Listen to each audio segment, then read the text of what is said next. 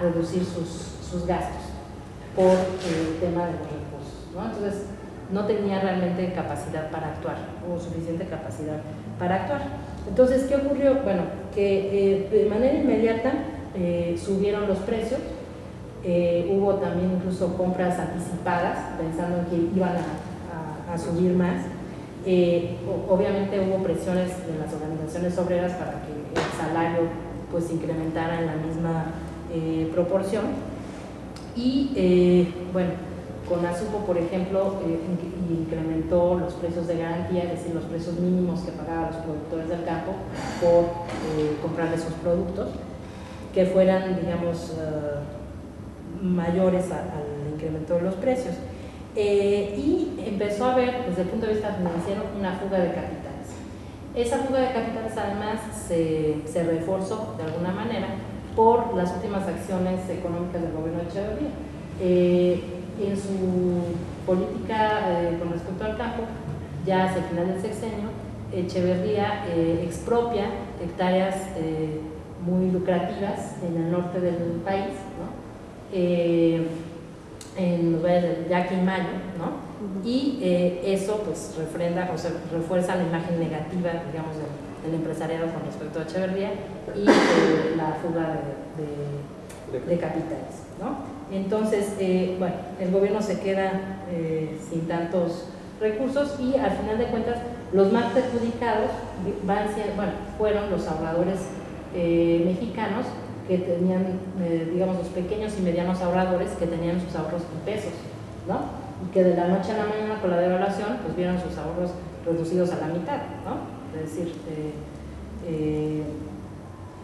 bueno, eso fue muy claro. Ahora, hubo toda una serie de rumores que acompañaron la crisis, desde que, bueno, iba a haber un segundo maximato con Echeverría, ¿no? Que planeaba como ser el poder tras la silla, ¿no?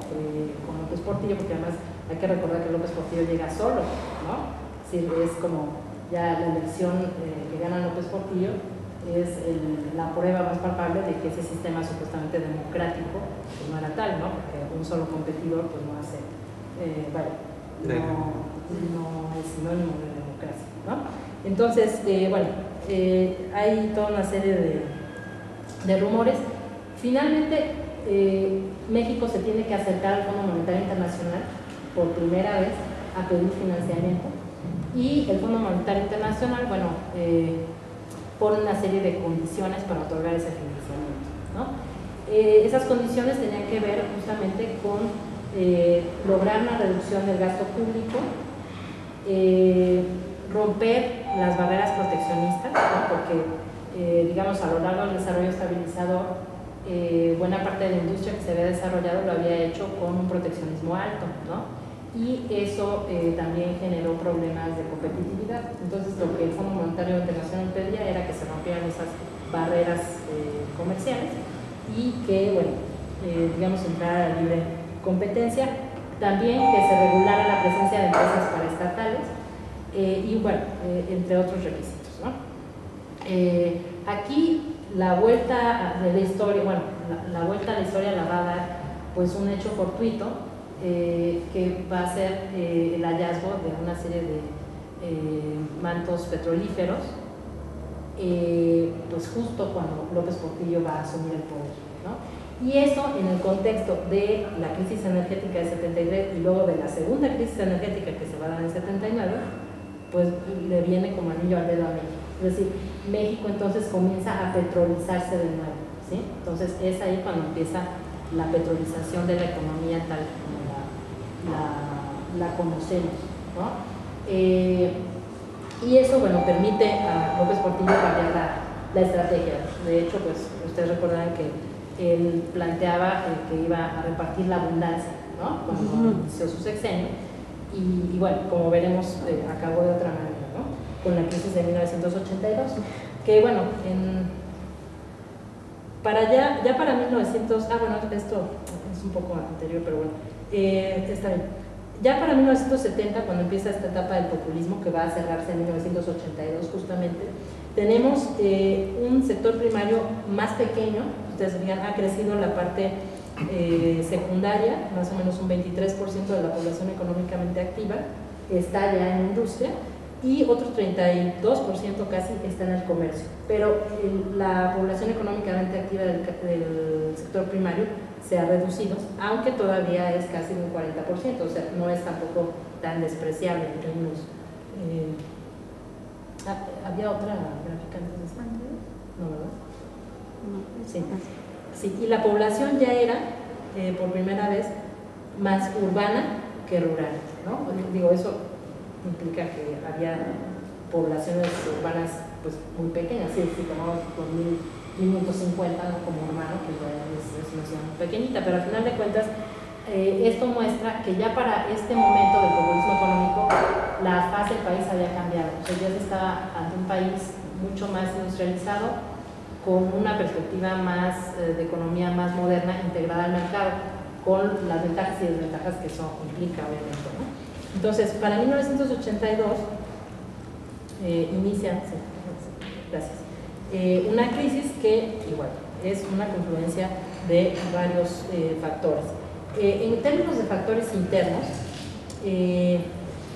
bueno, el sexenio de López Portillo representó un aumento del gasto público, es decir, a partir del petróleo o del aumento de las ganancias gracias al petróleo, el Estado pudo retomar su proyecto de ampliación del gasto público, ¿no? Y de hecho eso le generó confrontaciones con Estados Unidos, ¿no? Con las autoridades internacionales, digamos, pero lo podía hacer porque México tenía el bono petrolero, digamos. Se sabía que tenía muchos yacimientos y el precio del petróleo estaba subiendo de manera constante. Entonces se tenía la certeza de que México iba a poder pagar, ¿no? Bueno, eso generó entonces un aumento del gasto público y también propició un aumento, un fortalecimiento del peso, ¿sí? Entonces, el fortalecimiento del peso, digamos, tuvo sus ventajas, pero implicó que a la larga se incrementaron las importaciones, es decir, hubo una mayor tendencia a importar que a exportar, ¿sí? Porque a la gente le salía pues, barato, ¿no? Entonces, bueno, eso, por ejemplo, trajo pérdidas incluso también del turismo, como comentaba antes, para otra época, y eso hizo también que el déficit gubernamental, como no recuerdo si aquí traigo las finanzas públicas, los gastos van a ir subiendo, están en blanco, de 77 a 82, van a irse incrementando y los ingresos no lo van a hacer al mismo ritmo, ¿sí? Eso es algo que viene desde antes de la crisis de 82, pero digamos en 82 queda evidenciado porque se cierran las fuentes de financiamiento, ¿sí? Pero hay un problema real de que el gobierno de López Portillo le apostó demasiado al petróleo, ¿no? Y gastó en exceso pensando que en algún momento iba a ingresar más de lo que gastaba. Y esa tendencia, pues evidentemente no fue así y se fue ampliando desde, bueno, francamente desde 1981.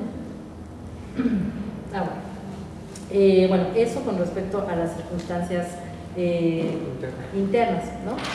Ahora, un problema aquí fue que esto se juntó con un problema internacional de la deuda externa, digamos que en este caso el problema de la deuda externa va a detonar o va a ser el primer signo de una serie de deudas a nivel de Latinoamérica y de otros países del tercer mundo. Había habido un endeudamiento externo creciente y, bueno, en un contexto de recesión internacional de los años 80 que estaba obligando a cambiar como los paradigmas económicos, ¿no? Y eso va a llevar a una creciente dolarización de la economía, es decir, poco a poco pues va a irse usando más el dólar que el peso.